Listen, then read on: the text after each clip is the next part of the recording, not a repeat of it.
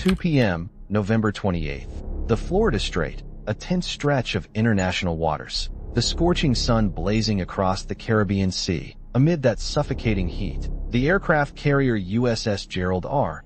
Ford, the steel heart of Carrier Strike Group 12, was on the move. It was a show of force patrol, a routine operation, but at just 120 nautical miles off the coast of Havana, it was a dagger pointed straight at Cuba's throat.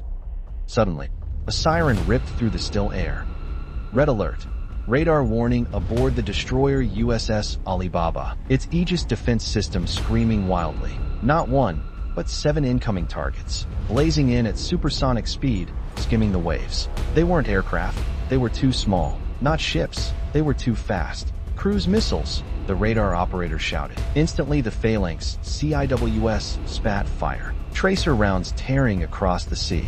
SM-6 and SM-3 missiles launched skyward, blossoming into deadly flowers in the air. Most were intercepted, but one, just one slipped through the dense wall of fire. A thunderous explosion erupted. It wasn't the carrier. The target was the USS Early Bird. A massive column of black smoke rose from its starboard side. Within minutes, moments later, Cuban state television broadcast a message, a legitimate act of self-defense, retaliation for decades of unjust sanctions. Leave our waters, or face the consequences. Washington was stunned. The Pentagon fell silent for 15 minutes, and then, the wrath of the American eagle truly began. In Washington, there was no panic, only cold, quiet focus. The White House Situation Room lit up. The Pentagon did not convene a meeting. They gave orders. The question was not, why did Cuba dare do this? But how did they manage it? A destroyer of the Alibaba class, equipped with the Aegis system, the pinnacle of fleet defense, is not something that can be hit lightly. The Cuban Navy is essentially a collection of relics from the past, aging patrol boats, and obsolete P-15 Termit missiles from the Soviet era. They could never have touched an Aegis ship. The absurdity of the attack pointed to one truth only. The answer was not in Havana, it lay elsewhere. Intelligence analysis began dissecting the missile that got through. Data from the wreckage, from radar signatures, revealed a completely new type of weapon. It wasn't a Termit. It flew too low too fast. Its signal patterns shifted strangely. It was a modern anti-ship cruise missile, skimming the surface, capable of complex evasive maneuvers. In its final phase, and, most importantly, launched in swarms. 6 to 8 missiles fired almost simultaneously, from multiple directions. The Aegis system aboard the Alibaba did its job well, intercepting most of them, but the swarm overloaded its processors. For a split second, 1 second was enough. The hand of AI was at work here. This technology resembled variants of China's YJ-83 missile, or perhaps a technological gift from Iran, a nation known for copying and reverse engineering Western and Chinese weapons. Some even suspected it was a Russian battlefield experiment, testing a new domestic system to see how the F-35 and Aegis would react in combat. Cuba's tactics were clear: fire and forget, using well-camouflaged mobile launchers, hidden in coastal caves or dense forests near Pinar del Rio. They fired and immediately relocated. Cuba provided the geography and the nerve, but the technology, training, and target intel clearly came from somewhere else. But the Pentagon wasn't concerned with who stood behind the AI.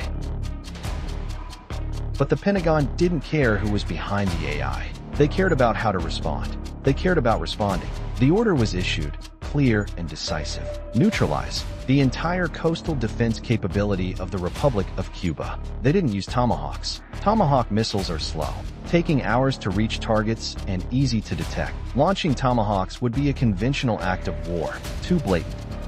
The US president wanted a different message. He wanted a surgical strike, an invisible punishment, a punch that made the enemy bleed before hearing the wind.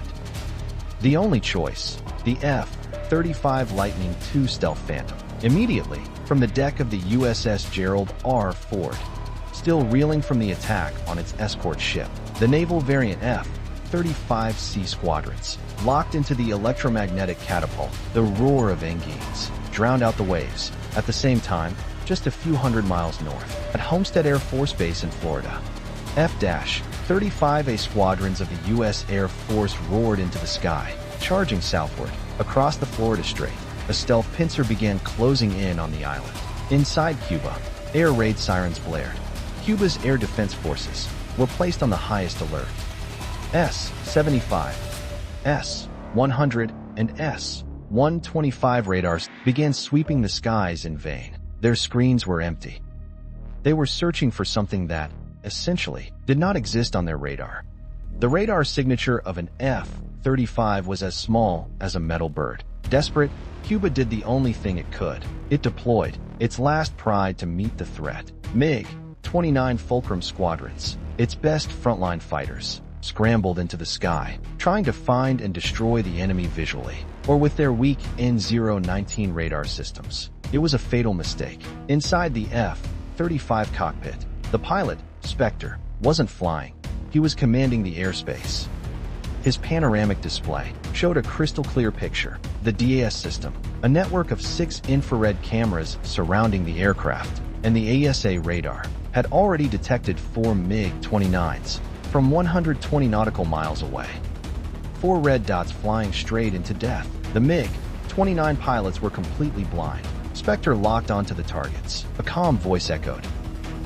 No need for maneuvering, no dogfighting. From inside the stealth weapons bay, 4 AMRAAM missiles, AIM-120D, were launched. Their engines ignited, accelerating to Mach 4. The Cuban pilots never even received a lock warning on their WR systems. By the time they realized it, it was too late. For explosions, 4 fireballs bloomed in the Caribbean sky. 10 minutes, just 10 minutes. And Cuba's entire fighter force was gone from the skies, destroyed by an enemy they couldn't see, hear, or lock onto. The sky was now clear. But this wasn't just retaliation. It was a demonstration. Phase 1, air dominance, complete.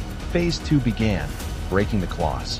The F-35 squadrons pushed deeper into Cuban airspace. This time, stealth was no longer the top priority. They switched to beast mode. Their wings unfolded, laden with external weapons, smart JDM bombs, and small-diameter bombs, SDBs.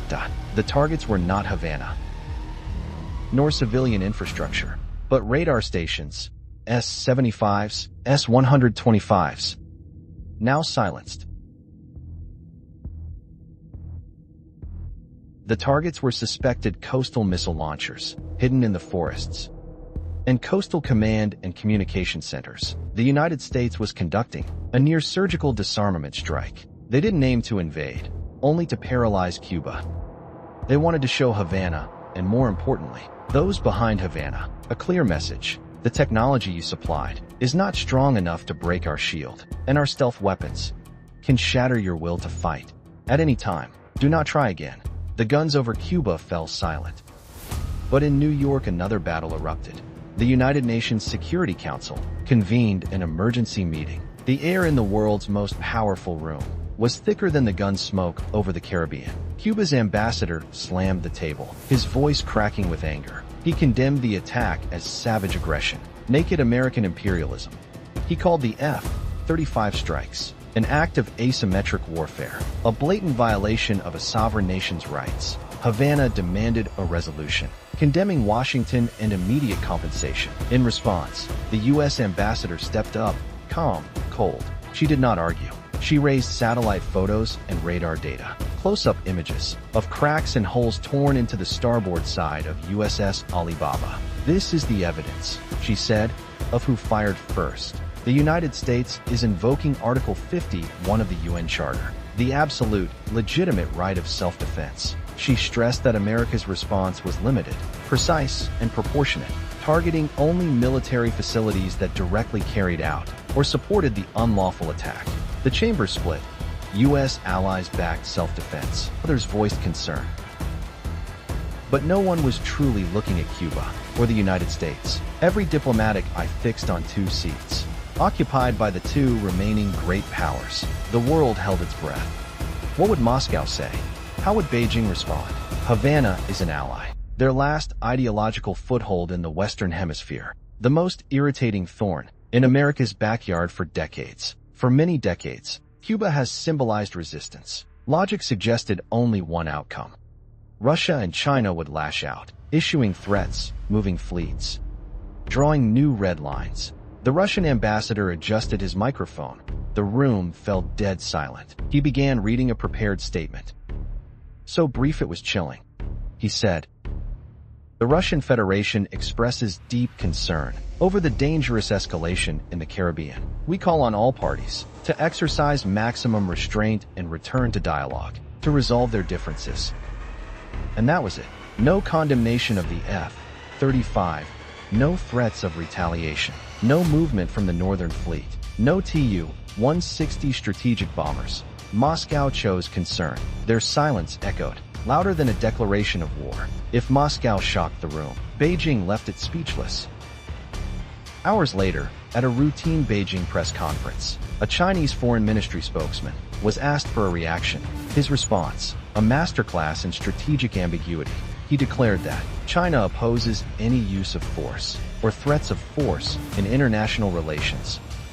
But crucially, he did not name the United States, and he urged all parties to resolve the issue through dialogue and consultation. It was a boilerplate statement, hollow, with no real commitments. No defense of the self-defense Cuba claimed, no promise of assistance. Why? Why did both Russia and China fall silent? Exactly when Havana needed them most? This was not fear. It was ruthless pragmatism. We must analyze it from the Kremlin's vantage point. President Putin has thrown his full focus, resources, and political survival into the quagmire of Ukraine. Russia's military is stretched along a front thousands of kilometers long. To the west, ammunition, tanks, aircraft, and elite troops are already committed. Opening a second front, especially a naval one, thousands of miles away, right in America's backyard, is a strategically suicidal move. Putin understands that intervening in Cuba now means falling into the Caribbean trap, the trap the United States set to drain Moscow's remaining resources. And there is a deeper reason. Very likely Russia itself, or one of Russia's allies, provided that swarm missile technology to Cuba, not to win, but to test. They wanted to test a pawn. They wanted to see how America's Aegis shield would actually react to a new saturation strike. They wanted to see how invisible the F-35 is to Soviet-era radar systems. Now they have their answer. Aegis was nearly overwhelmed, but the F-35s were too successful. America's response was too fast, too powerful, too stealthy. The Cuban pawn completed its mission, gave Russia priceless data that no exercise could ever provide. Russia has what it needs. It will not sacrifice the queen just to save a pawn that's spent. Now look to Zhongnanhai. Xi Jinping's calculus is even clearer. Beijing's priorities 1, 2, and 3 are Taiwan. Everything revolves around the Taiwan Strait. The Caribbean fight is someone else's war. But there is a deadly precedent trap that China cannot fall into. If Beijing openly defends Cuba, it creates a lethal precedent. Because if China says, we have the right to defend ally Cuba, then the United States will use the same logic to say, we have the right to defend ally Taiwan. When China attacks, China wants Taiwan framed as an internal issue. By intervening in Cuba, it would internationalize its own problem. Cuba's reckless act inadvertently handed the U.S. a casus belli that China fears most in the Pacific. Beijing will never wade in. Moreover, China is content to sit and watch. U.S. distraction in Cuba is good news. U.S. expenditure of F-35 sorties, missiles, and financial resources in the Caribbean is very good news. The more the U.S. bogs down, the more time China gains in the South China Sea and Taiwan. They profit from silence. Why speak up? The silence of Moscow and Beijing was a tacit green light sent to Washington. It meant Havana acted on its own. Cuba is yours. Handle it. The greatest shock to Havana was not the F-35's dams, but the absolute silence. From those they called brothers, they were abandoned. The American eagle could now strike its prey without fear of bears or dragons intervening. The F-35 squadrons returned to the carrier USS Gerald R. Ford. The skies over Cuba were fully open. Coastal missile bases and radar stations and shoreline command centers were now only smoking heaps of metal. The surgical punishment was over. Militarily, conventionally, Cuba's claws were broken in just 90 minutes. The Pentagon believed the message had been sent. They waited. But Havana did not wave the white flag. On the contrary, the terrifying silence of Russia and China did not make Havana collapse. It cornered them. A beast driven into a corner will deliver a final desperate bite. Cuba knew it could not defeat the F-35. It could not resist the 7th Fleet. But it had one more weapon. A weapon that needs no gunpowder, no jet engines, and cannot be shot down by an AMRO. Asymmetric warfare, cyber war. Midnight in Miami. Florida's streetlights suddenly flickered and went dark. Not one neighborhood, but the entire financial district. Darkness fell, but that was only the beginning. At the port of Miami, one of the busiest container ports in the Western Hemisphere, a catastrophe struck. The logistics coordination system, the brain that controls thousands of containers, suddenly froze. Giant container cranes stopped midair. Computer systems threw errors en masse. Port traffic was totally paralyzed. At the same time, the regional banking network across South Florida went down. ATMs across the city reported unable to connect. Online transactions were declined. An invisible wave of panic began to spread. This wasn't some throwaway attack by amateur hackers. It was a razor-sharp counterstrike, expertly coordinated. At the state level, American cyber defense specialists immediately recognized the fingerprints of new APT groups, advanced persistent threats, familiar names like Russia's Cozy Bear or Fancy Bear, or APTs believed to be backed by China or Iran. They weren't operating from Cuba. Cuba's network infrastructure is too weak. They acted for Cuba, using the crisis as a golden opportunity to test their cyber weapons. On U.S. soil itself, the U.S. President convened the National Security Council, not in the Situation Room, but in the cyber defense bunker. The battle space had shifted. The F-35s had opened the door, but they couldn't kill lines of code. Tomahawk missiles can't smash the Director of National Intelligence. Mr. President, Florida's grid is under attack. Miami is crippled, and the financial system is wobbling. This is an act of war, no less than the missile that struck the USS Alibaba. The president looked to the 4-star general, Commander, U.S. Cyber Command. A cybercom status? The general answered crisply, "We've been tracking them. We're ready." The president ordered, "This is no longer defense. This is counterattack. Neutralize them. Neutralize all of them. Pull their plug from the world." The order went out. The decisive weapon was not a bomb. It was a logic bomb. The battlefield wasn't the Caribbean sky. It was Fort Meade, Maryland, headquarters of a cybercom and the NSA. There were no gunshots here, no flames, only thousands of cyber warriors in chilled rooms, and the steady clatter of keys. Like a symphony of death, they weren't just patching Florida's grid. That's the FBI and Homeland Security's job. A cybercom's mission was to infiltrate and neutralize. Cybercom hunt teams didn't just block the attack, they traced it. They followed the code back through proxy servers, through botnets, to find the origin. At the same time, another plan was activated, a plan years in the making. U.S. cyber specialists had long since implanted backdoors, dormant agents, deep inside Cuba's core network infrastructure, reserved for emergencies. Tonight was that emergency. 1 a.m. in Havana, streetlights still glowed. State television still aired, patriotic programming. Suddenly, first the internet. It didn't slow, it vanished. All of Cuba's internet service providers collapsed at once. International gateways were cut at the core layer. Every connection to the outside world evaporated. Next, 10 minutes later, a state TV speech froze mid-sentence. The screen snowed, then went black. The entire broadcast system, Havana's most important propaganda tool, fell silent. But the deadliest blow was aimed at the military. The secure communications system, Cuba's internal military telecommunications network that links the general staff with military districts, divisions, and fleets, suddenly became useless. Generals in Havana could not place calls, could not send encrypted orders to outlying units. Air defense had been blinded by the F-35. Now it was deaf. And finally, the knockout blow. A cybercom touched the SCADA systems, the industrial control systems, of Havana's power grid and water plants. They flipped the switch. The lights in Havana went dark. The water pumps stopped. Cuba, within 3 hours, had been thrown back to the digital Stone Age, not by bombs, but by lines of code. The U.S. disconnected Cuba from its own country and from the rest of the world. This was the true game changer. The F-35 proved the power of stealth.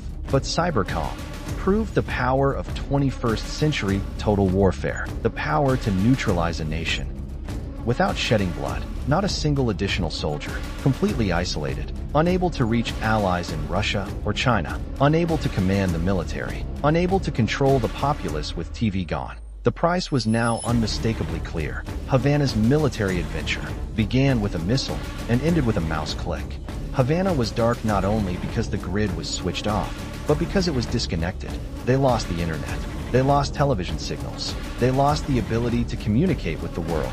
And most frightening of all, their general staff lost the ability to command the remaining military units. The invisible strike by U.S. cybercom was more devastating than 1,000 dams.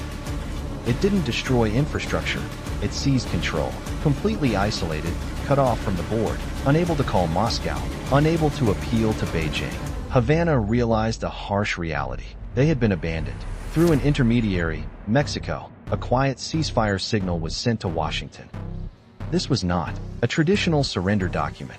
It was an acceptance of reality. The USS Alabama began to be towed to the port of Chios, its wounds the only evidence that the crisis had truly occurred. But the old order was dead. Peace did not return. The United States established a new security buffer zone, broader and more ironclad. Around Cuba, the embargo was not lifted. On the contrary, it was tightened, more cleverly. Every pathway, even the smallest, carrying high technology into Havana was sealed off. The war proved two things. The F-35 is the perfect door-opener punch, but U.S. cybercom delivered the finishing chokehold. The biggest lesson of this scenario wasn't in Havana. It was in Moscow and Beijing. Their silence was the coldest answer. It affirmed a truth. Allies are a relative concept. National interest is absolute. When the price of intervention is direct military confrontation with in the opponent's own backyard, where America holds every advantage, great powers will sacrifice the pawn. Russia obtained priceless data on Aegis and the F-35. China saw the dangerous precedent of intervening in the strait, which it never desires. Both chose calculation over sentiment. The blast in the Florida Strait exposed the true value of deterrence. In the 21st century, the United States doesn't need an amphibious invasion. It doesn't need to repeat the Bay of Pigs. It only needs to prove it can neutralize an entire nation within hours, without losing another soldier. This war was not a war of quantity, but of quality and data. The explosion faded, but the real war of stealth technology, of algorithms, and of cold silence on the geopolitical chessboard had only just begun.